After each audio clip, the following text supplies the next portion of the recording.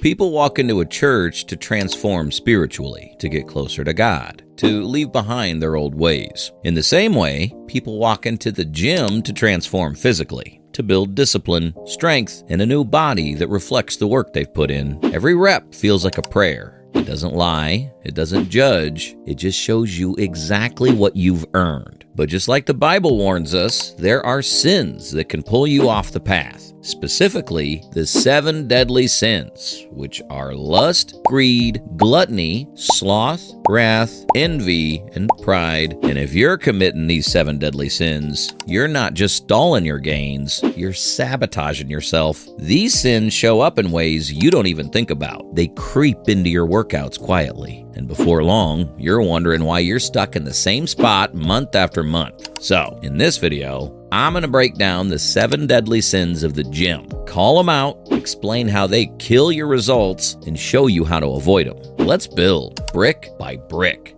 Number 1, lust. In Scripture, lust is craving something that pulls you away from God's path. In the gym, lust can do the same thing. You know exactly what I mean. You're mid-set, supposed to be locked in on finishing up, and then your gym crush walks by wearing tight shorts. Suddenly, your eyes leave the weight, your mind drifts, and before you know it, you've lost your rhythm. You're checking out a woman on a treadmill instead of focusing on your deadlift. You're watching someone stretch in the corner while you're supposed to be hitting your last 2 reps. And here's the truth. Those distractions don't just waste time. They weaken you. Your form breaks, your intensity drops, and the workout you came here to crush turns into wasted potential. The gym isn't a place to chase validation or flirt your way through a session. It's a place to build. Every second your eyes wander, your discipline slips. Respect the women training, respect the space, respect yourself. Keep your eyes forward and your mind locked in. Because the only body you should be chasing in a gym is your own. And if you're a woman, the same applies to you. Don't waste time checking out men. Just focus on treating your body as a temple. Number 2, greed. Greed is one of the ugliest sins in the gym because it shows up in 2 ways: chasing numbers and chasing attention. You've seen the guy load up way more plates than he can handle just to look strong. He bounces the bar off his chest on bench, half reps his squats, and then struts around like he's conquered something. But the truth, he's not building strength, he's building ego. That's greed in action. Wanting more weight, more validation, more respect, even if it comes at the cost of progress. Then there's the guy dripping in jewelry, rocking a $1,000 chain, diamond earrings, or a designer watch on the gym floor. Why? Because greed isn't just about weight, it's about attention. Instead of humbling himself to the grind, he's flexing wealth in a place where wealth means nothing. The iron doesn't care about your bank account. The gym punishes greed. It rewards patience. I've seen lifters stay humble, master their form, slowly add weight, and end up stronger than the guy who ego lifted himself into a shoulder injury. Greed says more. Discipline says better. And only one of those actually builds a body brick by brick. Number 3, gluttony.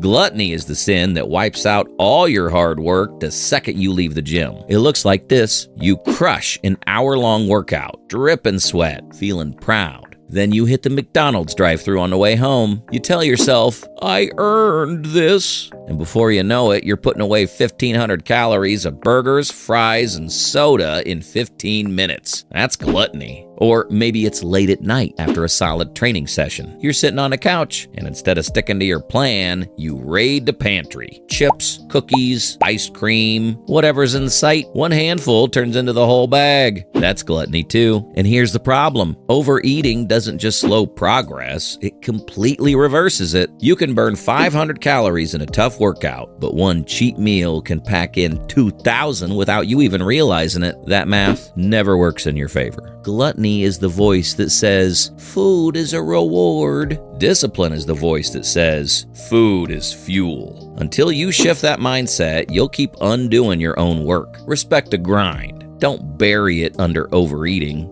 Number 4, sloth.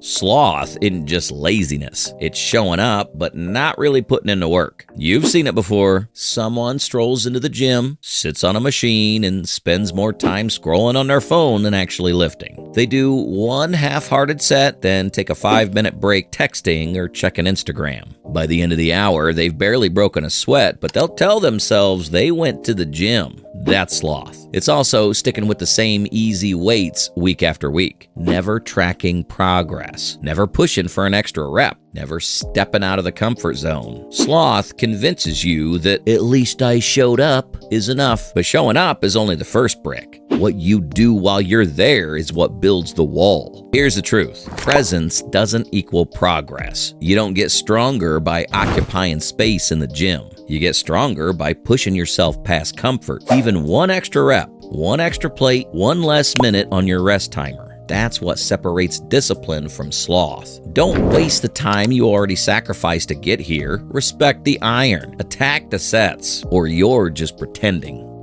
Number 5, wrath. Wrath is anger turned loose in the wrong direction. And in the gym, it shows up more than you think. You've seen it. The guy who slams weights down so hard it shakes the floor, not because he's pushing limits, but because he's pissed off. Or the person on a phone call in between sets, voice raised, arguing with their spouse about bills or stress at home. I've even seen people texting back and forth nonstop mid-workout, thumbs flying, clearly in the middle of a fight. That's wrath bleeding into the gym. And it ruins not only their focus, but the energy of the whole room. I get it. Life outside these walls is heavy. Work drama, relationship struggles, money problems. It all piles up. The gym should be therapy. You should be focusing on the present moment and have an empty mind while working out. But there's a difference between channeling that energy into your set and letting it consume you. When wrath takes over, your form collapses, your breathing breaks down, and you're training angry instead of training smart. Discipline is about control. The strongest lifters don't waste energy on theatrics or fights. They put every ounce of frustration into the bar, calmly stacking bricks. Wrath feels powerful for a moment, but controlled fire builds lasting strength. Number 6, envy.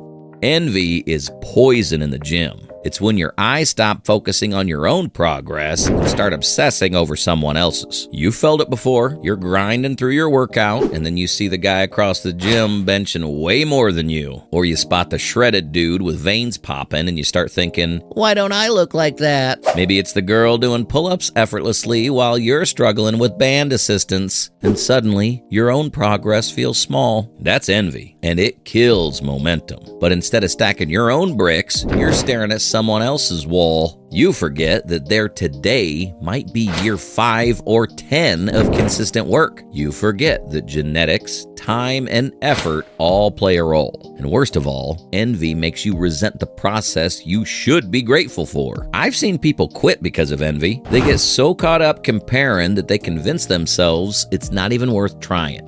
But here's the truth. The only body that matters is the one staring back at you in the mirror. Compete with yesterday's version of yourself. That's it. Build your wall, brick by brick, and let theirs inspire you, not derail you. Number 7, pride. Last but not least, we come to pride, the deadliest sin in the gym. Pride is the voice that says, I already know what I'm doing. I don't need help. I don't need advice. I don't need to change. It's the guy lifting with horrible form but refusing to ask for a spot. It's the lifter ignoring sharp pain in their shoulder because they don't want to look weak by stopping. It's the person who never tracks their workouts because they believe they just know they're making progress. I've seen pride ruin more lifters than anything else. Not because they lack strength, but because they lacked humility. Pride leads to injuries. Pride keeps you stuck at plateaus. Pride shuts the door on learning new techniques, programs, or even something as simple as asking a question. The strongest people in the gym aren't the loudest. They're not the ones flexing in between every set. They're the ones quietly improving, always open to learning, always humble enough to grow. Pride destroys. Humility builds. Don't let arrogance rob you of progress. Leave your ego at the door. Stay teachable, and you'll build something real, brick by brick.